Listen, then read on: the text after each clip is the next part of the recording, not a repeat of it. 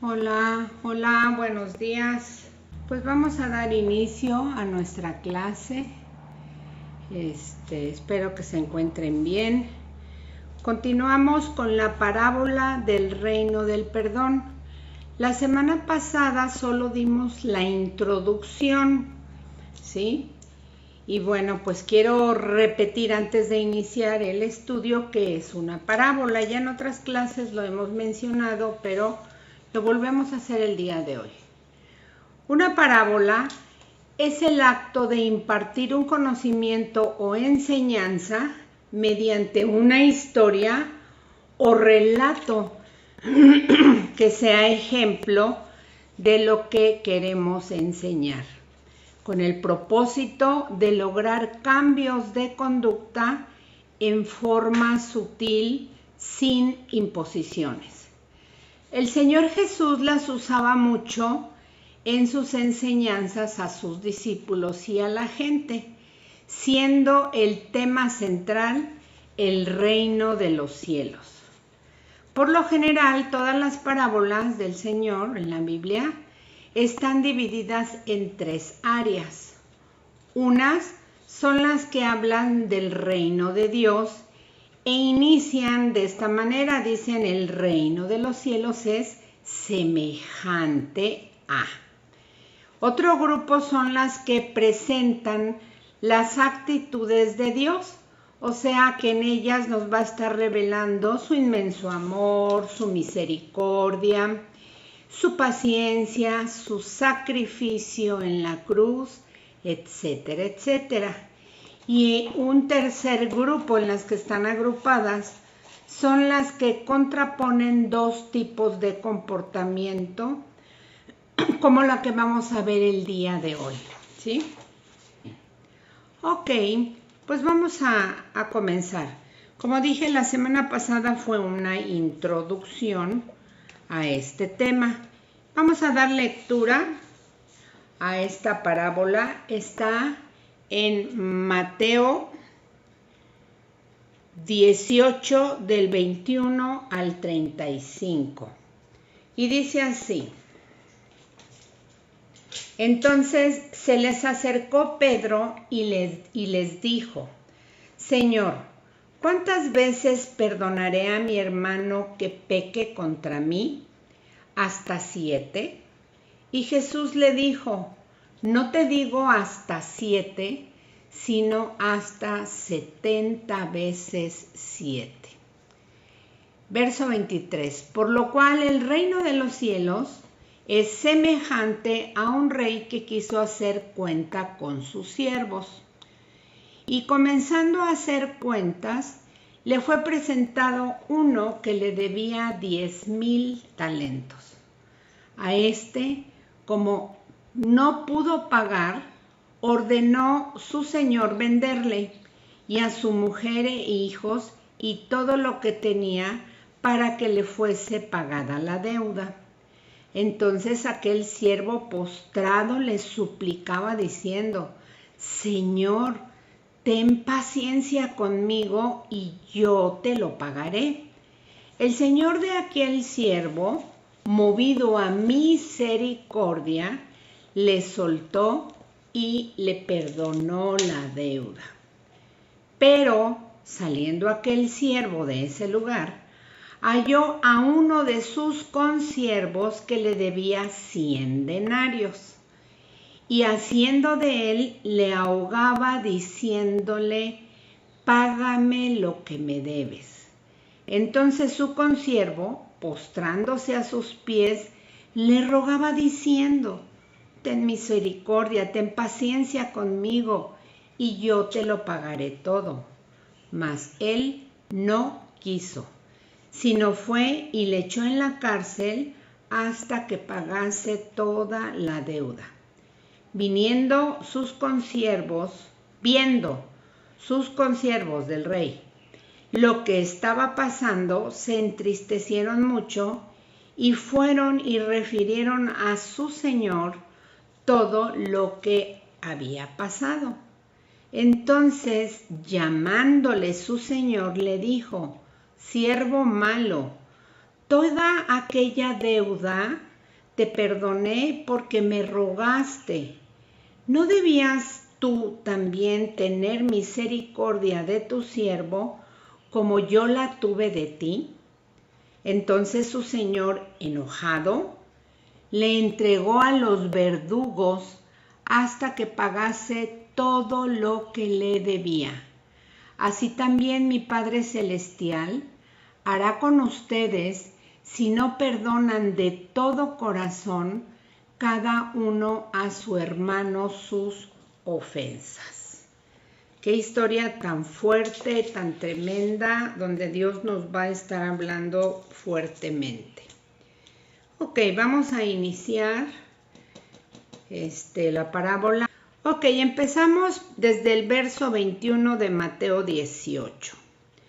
Dice así: Entonces se le acercó Pedro. Este versículo y el siguiente no son en sí la parábola, pero es para tomar un contexto. Entonces se le acercó Pedro al Señor y le dijo: Señor, ¿cuántas veces perdonaré a mi hermano que peque contra mí? ¿Hasta 7? Verso 22, Jesús le dijo: No te digo hasta 7, sino aún hasta 70 veces 7. Otras versiones dicen: no te digo 7, sino siempre. Bueno, pues obviamente aquí Pedro quiere que el Señor vea hasta dónde Él está dispuesto a perdonar. El número 7 en la numerología bíblica significa completez o número de perfección divina. Completez, desde un principio el Señor hizo en 6 días los cielos, la tierra y todo lo que vemos, y el séptimo descansó. Eso es completez. Estaba completa la obra del Señor. La enseñanza de algunos rabinos en aquel tiempo era que perdonar 3 veces significaba tener mucha misericordia. Existe un escrito en el año 180 antes de Cristo que lo escribió un rabino llamado José ben Judá, que decía así: si un hermano peca contra ti la primera vez, perdónale. Si peca contra ti la segunda vez, perdónale. Si peca la tercera, perdónale. Pero una 4ª vez no le perdones. Esa era la cultura popular de aquellos días. Posiblemente Pedro había escuchado hablar algo similar. Por eso es que le dice hasta 7, cuando según la cultura de aquel tiempo decía que solo 3 perdonarías y la 4ª ya no. Entonces él quiso como que extenderse y mostrarse más misericordioso ante el Señor. Por eso le dice hasta 7, Señor. Tal vez Pedro pensó: el Señor me dirá: muy bien, Pedro, cuánta misericordia tienes, ¿sí? Pero vamos a ver qué sigue. Obviamente no es así. El Señor conoce nuestro corazón y sabe como que de perdonar no somos muy perdonadoras. El Señor le responde hasta 70 veces 7. Y si tú haces esa suma matemática, esa multiplicación, te da 490. De acuerdo a algunos eruditos en matemáticas, yo de eso no sé, se dice que ese número es un número infinito y significa siempre. Siempre debemos perdonar sin importar de qué tamaño fue el agravio. Que nuestro perdón, dice el Señor, no tenga límite. Con esto el Señor Jesús le está dando a entender a Pedro y a nosotros que ni siquiera debemos de llevar la cuenta de las veces que hemos perdonado a alguien. Debemos perdonar, lo repito, siempre y pues de preferencia, ¿verdad? Pero siempre, y ojalá que cuando alguien pida perdón, así seamos nosotros, sea con un arrepentimiento genuino y no importa el número de veces que tengas que hacerlo, pero sí pues pedirle ayuda al Señor para no seguir cometiendo esos mismos fallas, esos mismos errores o esos mismos pecados. Así que concluyendo con este tema, diremos que no por el hecho de que Dios ha perdonado todos nuestros pecados, nosotros nunca debemos negarle el perdón a nadie. Cuando no perdonamos, nos estamos poniendo al margen y por encima de la ley de Cristo. Ahora, en el caso contrario al perdón, ¿qué dice la Biblia? Bueno, pues en Génesis 4:23, versión Las Américas, habla de lo contrario a pedir perdón y a querer hacer su propia justicia cuando eso no es correcto, pero muchas veces la gente se vanagloria de haberlo hecho. Pues aquí hay un personaje, hay una cita en Génesis 4:23 y dice así: y Lamec dijo a sus mujeres, que eran dos, Ada y Sila: oigan mi voz, mujeres de Lamec, presten oídos a mis palabras, pues he dado muerte a un hombre que me ha herido y a un muchacho por haberme pegado. O sea, había matado a dos, uno porque lo hirió y al otro porque le alcanzó a dar un golpe. Dice, si 7 veces es vengado Caín, entonces Lamec lo será 70 veces 7.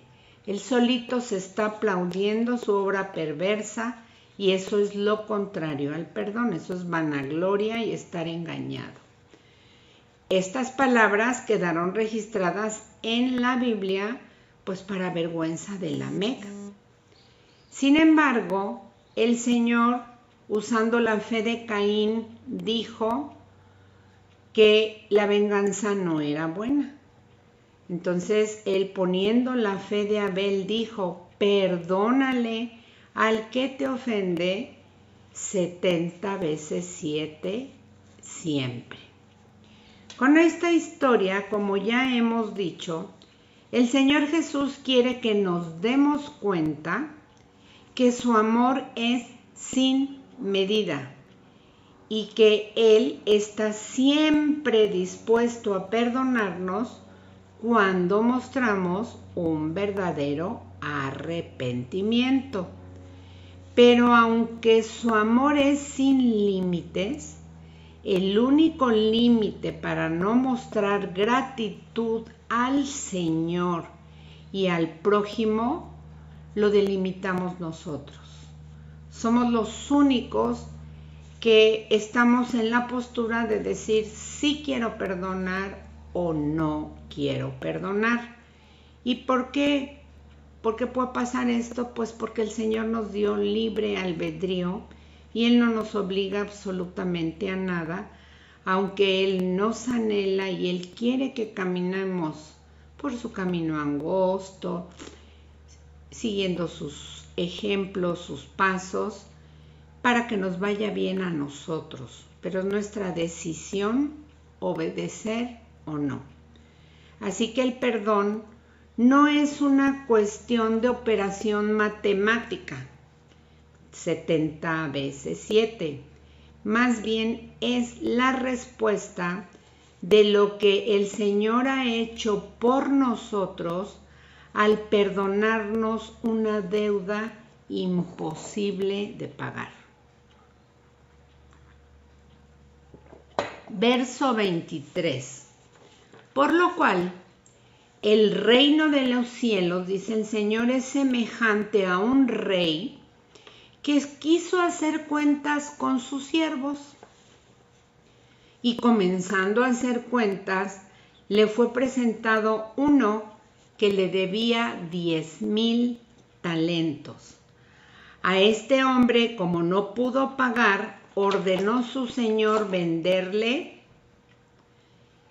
y a su mujer e hijos y todo lo que tenía para que le pagase la deuda. Todas las Biblias tienen en la parte de atrás, por lo general, una tabla de conversiones de el equivalente de las monedas de aquel tiempo a las monedas actuales, a dólares, a euros, y de esa manera nos podemos dar cuenta como un talento pesaba 33 kilos de oro o de plata.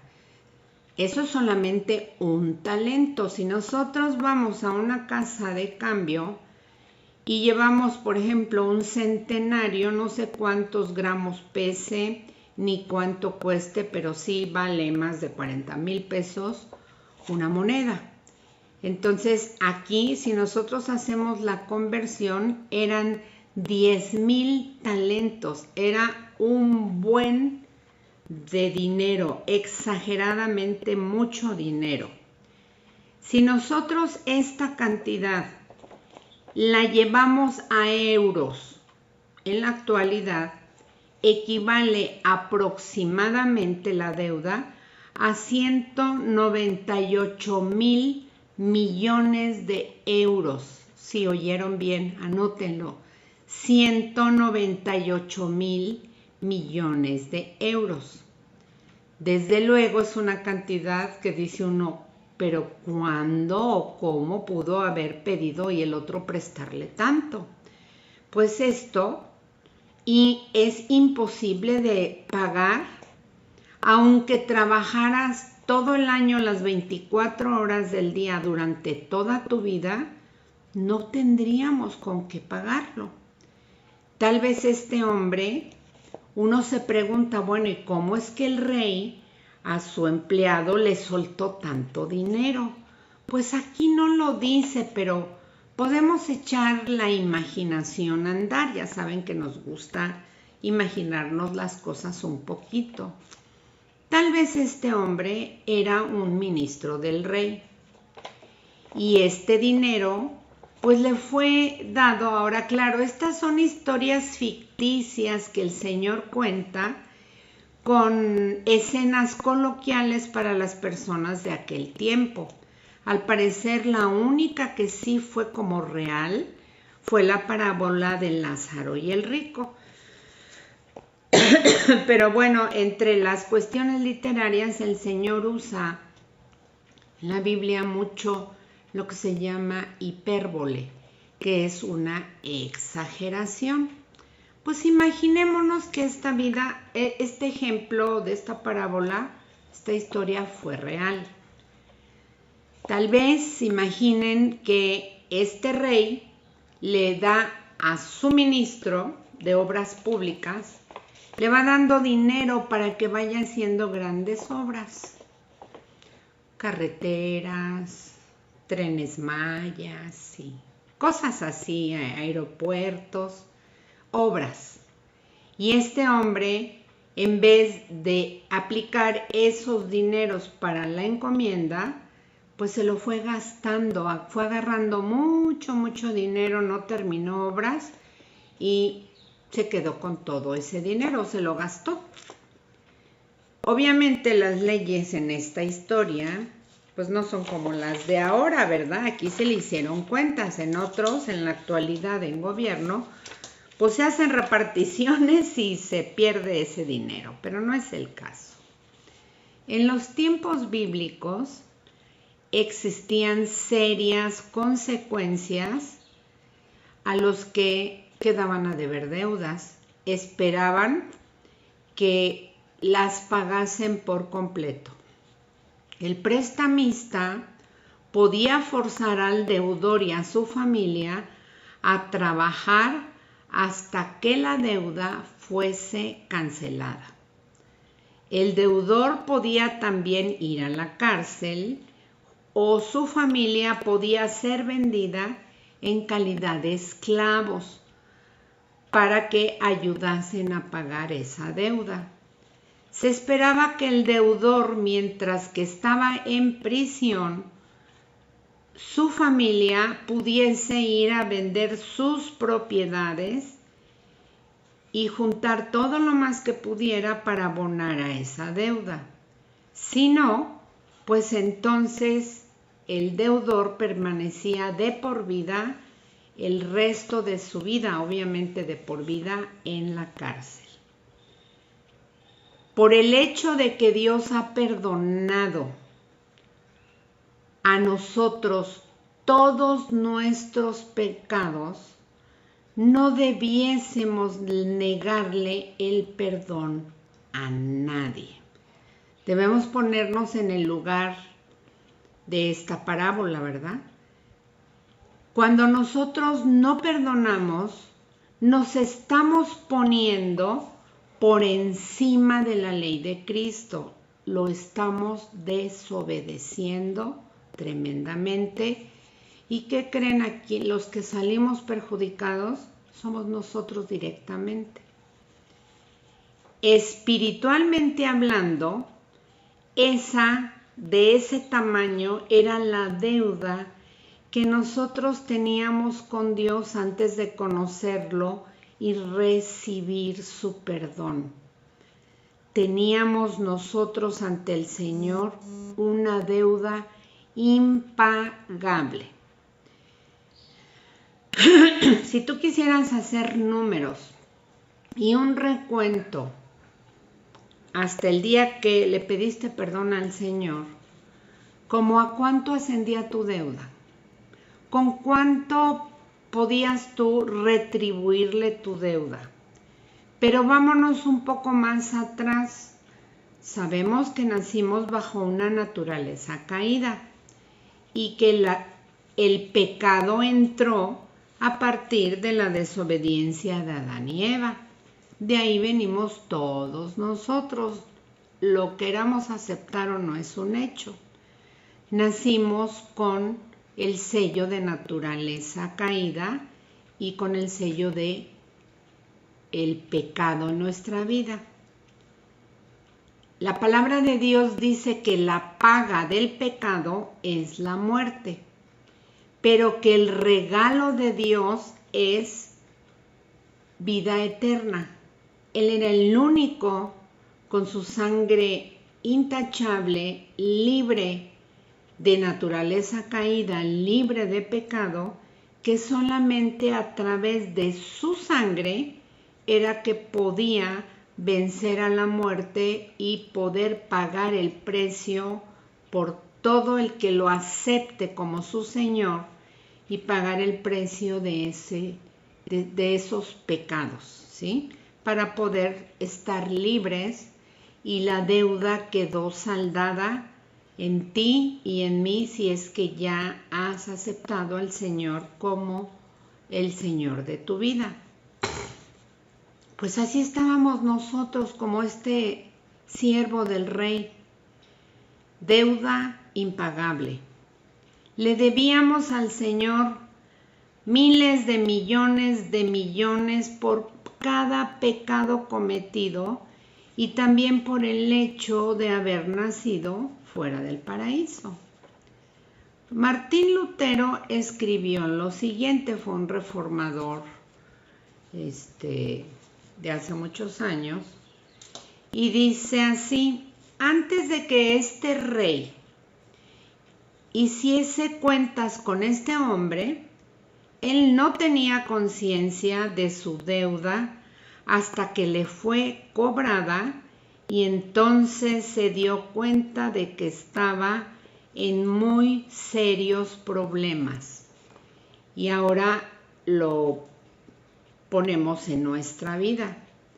Antes de conocer al Señor Jesús, nosotros no teníamos ni idea de toda la deuda que teníamos ante el Señor Jesucristo.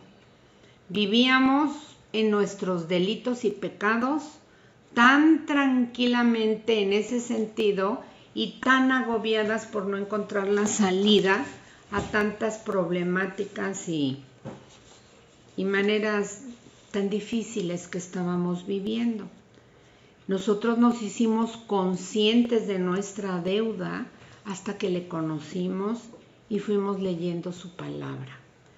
Así este hombre también no se había percatado, sí sabía que debía, pero es como cuando dices, ay, sí debo, ¿y cuánto? Ay, pues ni sé con los intereses, pero pues ahí luego veo.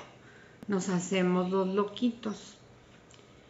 A este hombre, si no le hubieran hecho cuentas, como a ti y a mí, hubiésemos seguido con esa deuda y esta deuda hubiese seguido siendo incrementada, y mientras más debes, pues más se incrementa, ¿verdad? Más si es un lugar donde pagas intereses. Lo mismo exactamente pasa con nosotros. No nos preocupamos en la vida y vamos caminando sin tener conciencia de la ira de Dios. Y muchas veces hasta decimos, pues si yo estoy bien, están mal aquellos, el vecino, mi marido. Pero yo, pues es que yo no soy pecadora, yo no le hago mal a nadie, yo soy buena. ¿A poco no? ¿Cuántas veces lo dijimos y espero que no lo sigamos diciendo? Verso 26. Entonces aquel siervo, postrado ante el rey, le suplicaba diciendo, Señor, ten paciencia conmigo, yo te lo pagaré todo. Imagínense este hombre, el rey parado, el hombre postrado en el piso, rogándole, llorando, gritando así a voz alta, perdóname, Señor, tenme paciencia, te prometo, te lo juro, que yo te lo pagaré todo.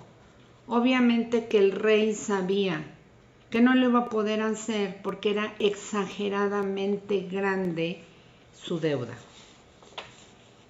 Este hombre estaba en ese momento experimentando las consecuencias de su deuda, como las has experimentado tú y como las he experimentado yo.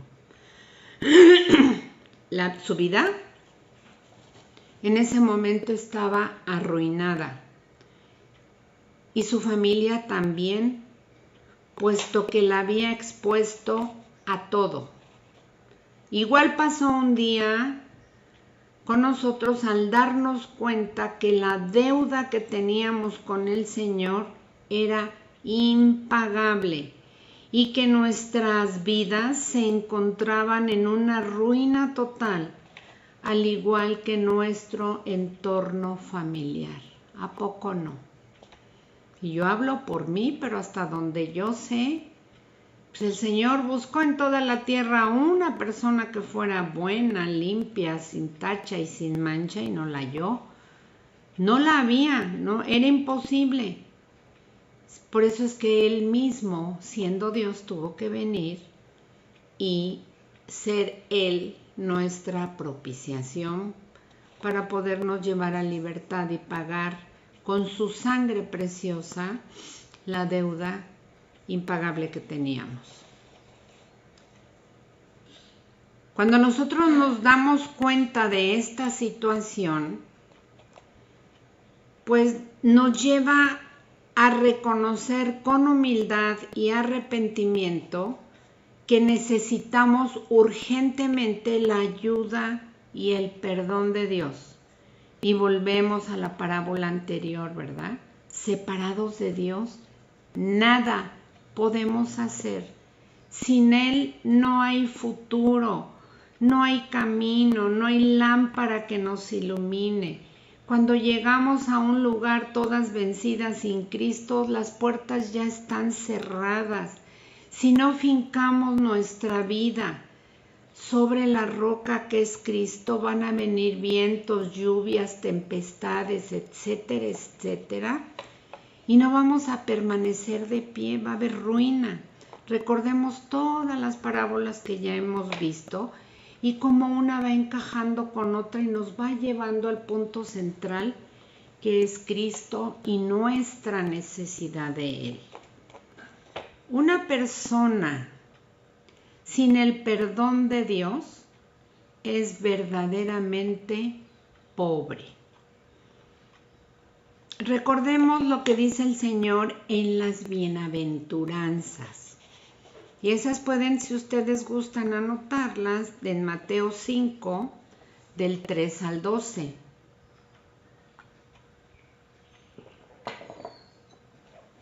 Mateo 5, del 3 al 12. Dice, bienaventurados los pobres en espíritu, porque de ellos es el reino de los cielos. Verso 4, ese fue el 3, 4. Dice, bienaventurados los que lloran, porque ellos recibirán consolación. Si tienes ganas de llorar porque Dios puso las lágrimas ahí como una válvula de escape, se vale llorar, no importa qué edad tienes y cuál es tu sexo. Se vale llorar y sacar eso. Y dice el Señor, bienaventurados sea, siéntanse doblemente felices aquellos que pueden llorar, porque ellos recibirán consolación.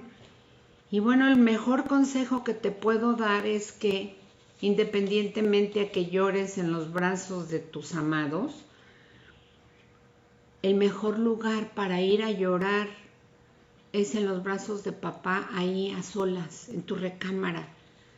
Son los brazos más confortantes que puedas encontrar. Yo sí le digo a veces, pues soy chillona delante de ustedes, ya me han visto, y en las clases y en muchos lados.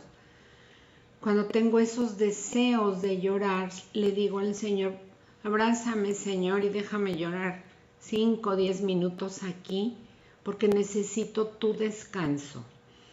Y nosotros experimentamos algo hermoso en ese lugar. No necesitas ver al Señor, no necesitas sentirlo, no necesitas sentir chinito así bonito, no. Yo al menos no siento nada, pero sé que el Señor ahí está, porque Él prometió que estaría siempre con nosotros. Y además no estamos por vistas ni por sentimientos, estamos por fe. Y fe es la certeza de creer que Dios está ahí, aunque no lo veamos. Entonces, bienaventurados los que lloran, porque ellos recibirán consuelo. Verso 5, bienaventurados los mansos, porque ellos recibirán la tierra por heredad. Así que no seamos rebeldes, no estemos de negativos, incluso en nuestras deudas, en nuestras ofensas, reconozcamos de manera dócil y mansa que la regamos, porque de lo contrario es soberbia y es egolatría, y esa al Señor, a ti es a quien más te estorba, y el Señor pues como si le amarráramos las manos, ¿verdad? Él no puede trabajar en un corazón rebelde y ególatra. Pero cuando nosotros obedecemos y le pedimos al Señor que nos enseñe a ser mansas, que es un fruto del Espíritu Santo, el Señor nos promete que recibiremos su tierra por heredad. ¿Y cuál es su tierra? Su tierra prometida es el cielo, o es cuando se inaugure el paraíso. Es vivir en casa de Dios. Verso 6 dice el Señor, bienaventurados los que tienen hambre y sed de justicia, porque ellos serán saciados. Y justicia aquí no es cuando tú dices, no, yo agarro las armas y hago la justicia humana. No, aquí se habla a que los que hemos sido justificados, o sea, limpios y perdonados por el Señor, sintamos el hambre de esa justicia que Dios ya nos aplicó en amor, y nosotras podamos ejercerla también a otros como consecuencia de lo que el Señor ha hecho. Y cuando nosotros tenemos hambre y sed de su justicia, dice el Señor que entonces seremos saciados de todo lo que el Señor sabe que necesitamos. Verso 7. Bienaventurados los misericordiosos, porque ellos alcanzarán misericordia. Y ayer comentaba ahí en Colibrí que misericordia no es lo mismo a tener lástima. Antes era una palabra que decíamos nosotros, ay pobrecita, me da lástima ver a tal persona en tal situación. El Señor no siente lástima por nosotros. Lástima viene siendo así como hasta con desprecio. Y sí, es un sentimiento de dolor por el prójimo, pero el Señor, la palabra que usa con el sentimiento profundo se llama misericordia. Y significa que el Señor se ha fijado en nuestras miserias, en el sentido de nuestras carencias. Al Señor le duele ver de lo que no tenemos, de lo que carecemos, y Él nos da toda esa porción si se la pedimos, que se llama gracia. Entonces el Señor quiere que aprendamos a ser misericordiosos, y la promesa es que si somos así, nosotros vamos a alcanzar también esa misericordia. Y aquí aplican la ley de la siembra y la cosecha. Lo que tú siembras, eso vas a cosechar. Tanto en lo natural como en lo espiritual. Siembras un limón y te va a dar un árbol con limones. Siembras odio y vas a recibir odio. Siembras misericordia y recibes amor, paciencia, y la misericordia no solo de Dios, sino de el prójimo a quien tú la estás aplicando. Entonces, si en tu casa hay muchos pleitos, divisiones, envidias y toda esa clase de cosas, checa muy bien en el baúl que hay en tu corazón y dentro de tu familia y ve qué es lo que abunda ahí. ¿Sí? Si hay amor, si no hay amor, eso que estamos viviendo en casa es lo que estamos sembrando y cosechando. Verso 8. Dice el Señor también que seamos doblemente felices los de limpio corazón, porque ellos verán a Dios. El Señor no quiere que seamos mal pensados, y lo dice: si ustedes quieren pensar en algo, hacer algo, pues hagan todo lo que es bueno, lo puro, lo amable, lo de buen nombre, eso hagan. Y si no hemos aprendido eso, pues vayamos a la Biblia. Hay muchos proverbios donde nos habla de esto. Toda la Biblia está plagada de los buenos deseos, de los principios morales que Dios establece, de sus leyes y mandamientos, y bien que así como sabemos hacer el mal, bien que conocemos la otra parte, aunque de repente nos andamos haciendo como que no. Entonces seamos de limpio corazón, porque los de limpio corazón verán a Dios. Y también dice el Señor que bienaventurados los pacificadores, porque ellos serán llamados hijos de Dios. Dios nos ha llamado a reconciliación. Primero nos reconcilió con Él y ahora quiere que nosotros seamos, en la gracia de Dios, como reconciliadores entre otras personas, a que se reconcilien, no solo entre ellos cuando hay broncas, sino a que se reconcilien con Dios, que ese es el primer punto. Y cuando nosotros obedecemos la gran comisión, pues dice el Señor, y somos pacificadores, seremos llamados hijos de Dios. Esto fue así como un paréntesis de que si sabemos hacer lo bueno, hagámoslo. Y para que nos demos cuenta que sin Cristo todos nosotros somos deudores. Hay algo que deseo resaltar y ya con esto estoy por terminar esta clase,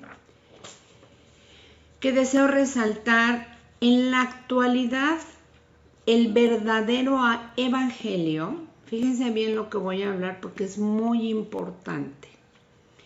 Sabemos que se ha corrompido exageradamente, tanto que a las personas se les dice lo siguiente, y estoy segura que tú y yo lo hemos hecho muchas veces, pero aquí es donde yo les pido que pongan mucha atención de no cometer este error. Le decimos a la gente, le estamos hablando de Cristo, que en él hay vida eterna, que hay perdón de pecados. Empezamos a hablarles del Señor. Y palabras como esta les decimos, mira, es que Dios te ama mucho. Y es verdad, no es una mentira. Y les decimos, eres tan precioso o tan preciosa para Él. Y es verdad. Que envió a su Hijo a rescatarte. Es verdad. Y les decimos, mira, ponte contenta, sonríe. Por favor, acepta al Señor Jesús en tu corazón. Por favor, hazlo. Haz tu oración. Mira, el Señor ahorita te está llamando, te está insistiendo, te está rogando a la puerta de tu corazón para que tú le abras y lo dejes entrar. Así que por favor, ábrele, acéptalo. ¿A poco no lo hemos hecho? Pónganme por ahí un avisito. Lo hemos hecho mucho. Y es verdad. Pero la forma como lo estamos exponiendo no es la correcta. La pregunta aquí es ¿por qué? Porque aquí ¿dónde está tu deuda? Con Dios. Si tú le presentas el evangelio de esta manera, ¿dónde está tu deuda? Si con esta forma de llevar a una persona a los pies de Cristo, más bien parece que el que está en deuda contigo es el mismo Jesús y no nosotros. Es como si el Señor te estuviese rogando que le hagas el favor de que Él te perdone, que lo dejes entrar porque pobrecito está allá afuera el Señor y tiene frío, no tiene amigos. Es como si tú le dices, le das a entender a otra persona que el Señor es un pobre harapiento que está en la calle pidiéndote el gran favor de que lo resguardes en tu casa. ¿Se dan cuenta? Eso lo hacemos muy de continuo. No hagamos eso. No mendiguemos el amor de Dios. Dimensionemos quién es Él y el regalo tototote que Él está ofreciendo a cada persona como te lo ofreció a ti y a mí. Pagar esa deuda. Nosotros tenemos que decirle a la gente la verdad, estás en un problema. Tienes una deuda impagable que se llama pecado. Acéptalo. Reconoce que estás mal y es tu decisión. Aquí está, es de esta forma, así y así se inicia a caminar con el Señor, pero no mendiguemos el evangelio. Dios no merece que lo presentemos así. Presentémoslo con dignidad. Entonces no cometamos ese mismo tipo de errores que se han venido cometiendo vez tras vez. El verdadero evangelio es la súplica nuestra hacia Dios para que nos perdone. Es que nosotros nos mostremos ante el Señor arrepentidos y avergonzados por lo que somos. porque en realidad nuestra deuda era tan grande que fíjense bien, el Señor no envió a un profeta, teniendo muchos, ¿verdad? O a un ángel para que pagara nuestra deuda. Dices, no, pues si los ángeles están ahí con él, podía haber mandado a uno, ¿sí? Los profetas pues eran obedientes al Señor y muy especiales, ¿verdad? Pero él no mandó un profeta ni a un ángel para que pagara nuestra deuda, sino que tuvo que enviar a su propio Hijo para pagarla. Él mismo tuvo que envilecerse, porque esa es la palabra, de hacerse como tú y como yo, hombre. Y bueno, tenía que nacer de una manera legal para entrar a la tierra, y para hacerlo de manera legal tenía que haber nacido a través de una mujer, tal como lo hizo. Sí, pero él mismo, siendo Dios, se humilló en la condición de hombre, y no solo eso, sino que se despojó de su deidad para sujetarse al Padre. Y eso es lo que debemos hacer nosotros. Darnos cuenta de que nuestra deuda sin el Señor era impagable. La próxima semana vamos a ver cómo esta deuda tan enorme de este siervo del rey, que era de miles de millones de euros, vamos a ver que cuando él sale de ahí ya perdonado y se encuentra con su consiervo, que le debía, hagan de cuenta, el salario mínimo de un año en la actualidad. Una deuda enorme con una mini deuda, y no le perdona. Y así vamos por la vida. Yo puedo ser una gran transgresora, yo pude haber hecho cosas horribles y tremendas que pensé antes de conocer al Señor que había pecados que Dios no podía perdonar. Y sin embargo, una vez que me dijo, estás perdonada, Malé, yo salí muy feliz sabiéndome totalmente perdonada, y lo creía, pues ahora que sí, que increíble, imposible. Decía, wow, me lo perdonó todo. Y luego sales y te encuentras con alguien que te hizo un gesto, un fuchi, o no te saludó, y ahí estás, de peleonera, cobrándoles la deuda y restregándosela cada rato que podemos. Así somos de perversos, pero el Señor nos va a estar hablando. Sigan leyendo su parábola, estúdienle un poquito. La próxima semana terminamos con esta parábola con la otra parte. Yo espero que esta clase haya quedado clara, y pues nos vemos la próxima semana. Les invito a compartir estos estudios. De verdad que hoy más que nunca la gente necesita saber quién es el Dios de la Biblia, quién es Jesús, qué hace el Espíritu Santo por nosotros, su amor, su bondad, y que además no nos cuesta nada. Él ya pagó todo por nosotros. Así que me despido de ustedes, las amo. Espero la próxima semana, las que puedan estar en vivo en Colibrí. No dejen de congregarse. En Hebreos dice que no lo hagamos, sobre todo ahora que el tiempo cada vez está peor. Oremos, por favor. Estamos en una situación de emergencia mundial con la guerra que se ha iniciado con Rusia y Ucrania.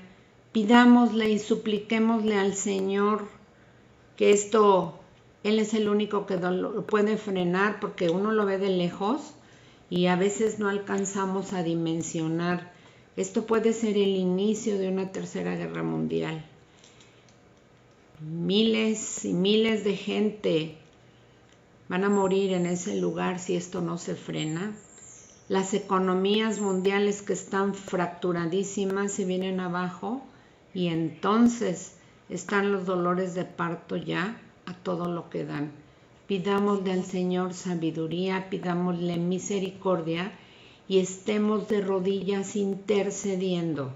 Hoy a las 8 de la noche a través de Meet, al rato en los dos grupos que tenemos de WhatsApp les mandamos el link y ojalá que se puedan reunir a orar. Hoy más que nunca necesitamos hacerlo. Les bendigo, les amo y nos vemos la próxima semana si Dios permite. Hasta luego, hermosas. Bye.